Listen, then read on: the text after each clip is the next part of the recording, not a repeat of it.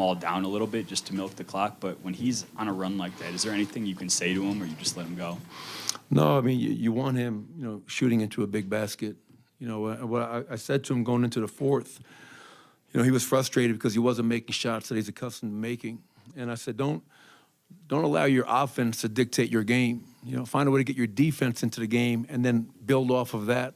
And obviously for him to go out there and get 37, 10, and 5 and score 23 in the fourth quarter was just a tremendous boost for us. And I challenged our guys to start the fourth.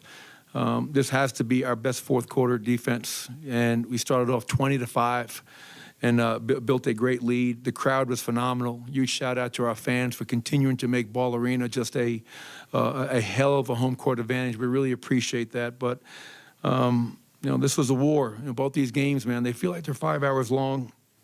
We won the rebounding battle once again.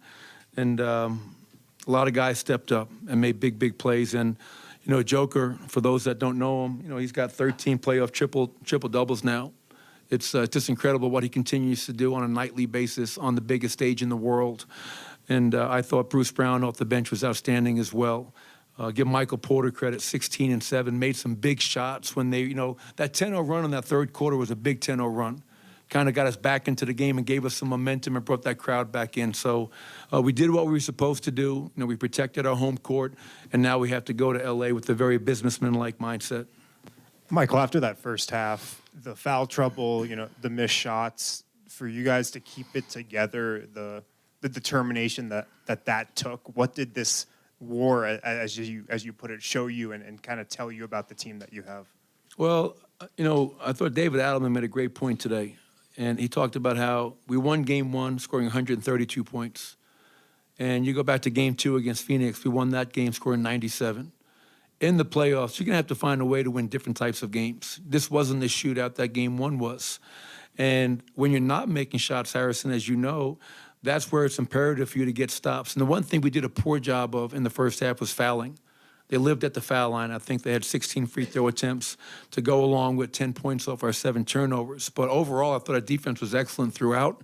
And it's going to need to be even that much better to go and try to win a game in L.A. for Game 3. Hey, Michael, after seeing Jamal miss more than a year, what's it like seeing him have a postseason like this? Oh, it's so rewarding. It's this is not just coach and player. That's a foul right there. I called it. It might be a flagrant. We're going to send it in for review. But I love Jamal Murray. This is not just like I'm coaching him. We've been together for 7 years and been through a lot of ups and downs. And to see him back playing at the level he's playing at, the first thought for me is just tremendous pride and just so happy for him. Because I saw the dark days coming back from that ACL.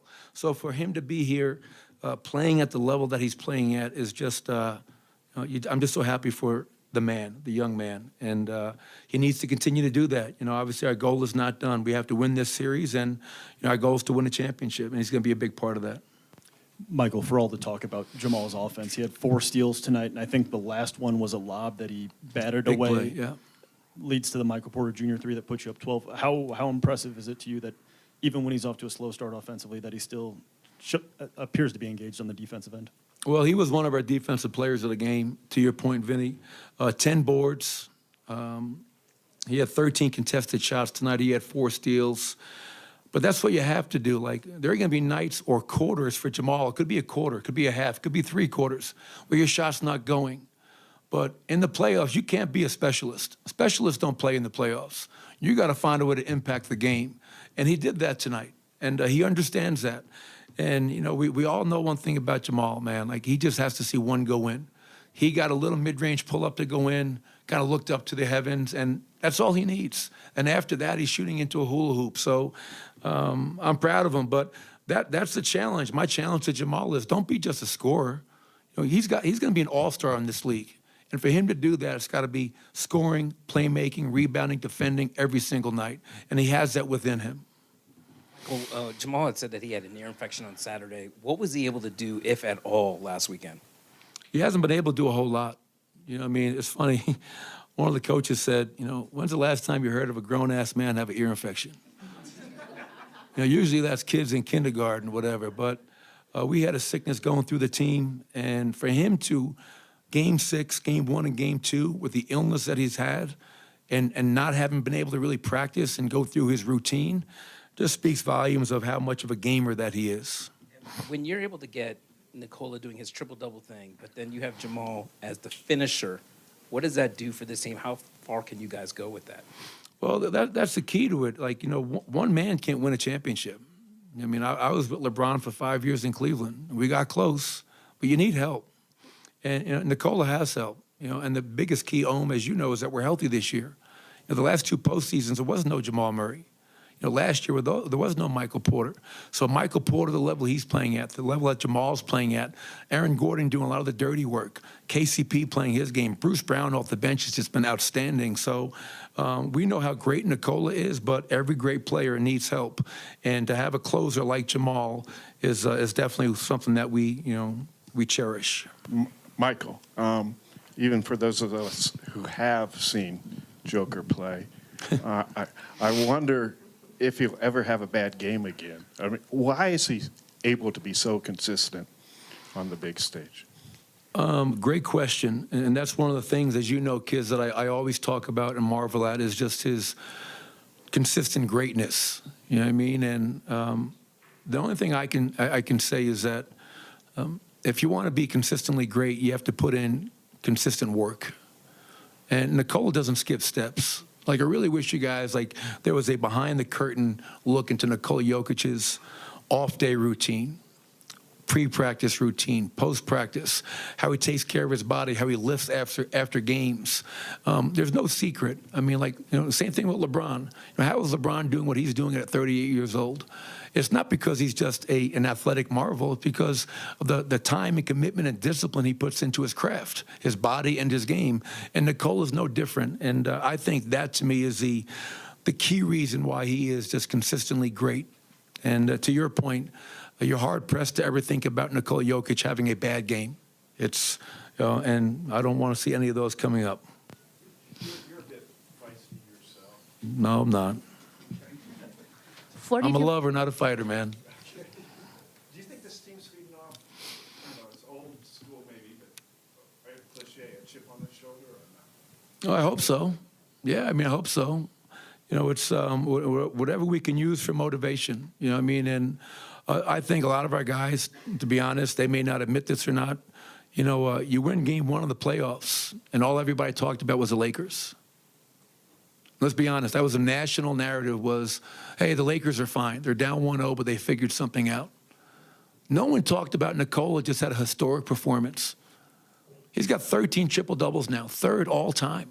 What he's doing is just incredible, but the narrative wasn't about the Nuggets. The narrative wasn't about Nikola. The narrative was about the Lakers and their adjustments. So, you put that in your pipe, you smoke it, and you come back, and we're going to go up 2-0. Do you think that narrative changes tonight? Well, I don't care if it does, you know what I mean? Because we know our narrative in that locker room. We know that we're not done. We haven't done anything yet. All right, you got to win a game on the other team's home court if you really want to do something in the series. And we know how great that team is, especially on their home court. So we're not celebrating. This is not cause for celebration. This is a cause to continue to dig deep and find ways to be better. 42 minutes for Nikola and Jamal, and thinking of the intensity of the game. And we know it's Western Conference Finals, but in the following games, is there anything we expect to see in terms of minutes they play? Yeah, maybe 44.